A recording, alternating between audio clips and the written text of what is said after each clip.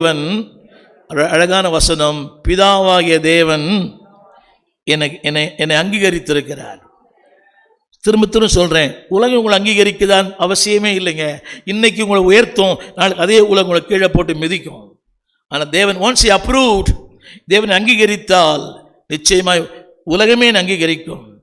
அதான் அவர் சொன்னார், என்னை தள்ளினால் எங்கே போவேன், அடைக்கலம் ஏது உம்மை அல்லால். என்னை தள்ளினால் எங்கே போவேன், அடைக்கலம் ஏது. ஆரியின்றி கதியில்லையே, கல்வாரியின்றி கதியில்லையே, கர்த்தானின் பாதம் சரணடைந்தேன், கர்த்தானின் பாதம் சரணடைந்தேன். யார் வேண்டும் நாதா நீரல்லவோ, எது வேண்டும் நாதா அன்பல்லவோ, யார் வேண்டும் நாதா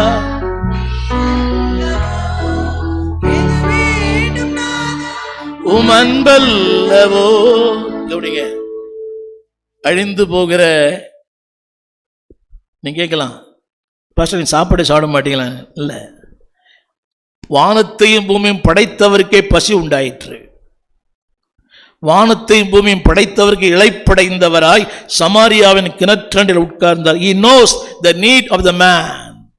மனித தேவைகள் அவருக்கு நல்லாவே தெரியும். அவர் சொல்றாரு, அது தேவை, அதை விட இது பெரிய தேவை. கையில் எடுங்களேன், மனசாட்சி எடுத்து சொல்லுங்க. இந்த வாரம் முழுக்க தொட்டிங்களா? இதை பிரிச்சு பார்த்தீங்களா? படிச்சிங்களா? புரிஞ்சுதா? திரும்ப சொல்லுகிறேன், அதற்கு கொடுக்கிற முக்கியத்துவம் எதுக்கு முக்கியத்துவம்? ரெண்டு போஜனம் எதுக்கு முக்கியத்துவம்? ருசியாக பார்க்க, அதை ஃபேஸ்புக்கில் என்னெல்லாம் போடுறானோ அதெல்லாம் பண்ணணும், யூடியூப்பில் என்னெல்லாம் போடுறாங்க அதெல்லாம் பண்ணணும். அது மேல் வாயில் ஒட்டி கொள்ளும். நல்லா கவனிங்க, அவன் சமைத்து பாருன்னு சொன்னான், சாப்பிட்டு பாருன்னு சொல்லலை. இது புரியுது எதுக்கு போடுறான் அவன்?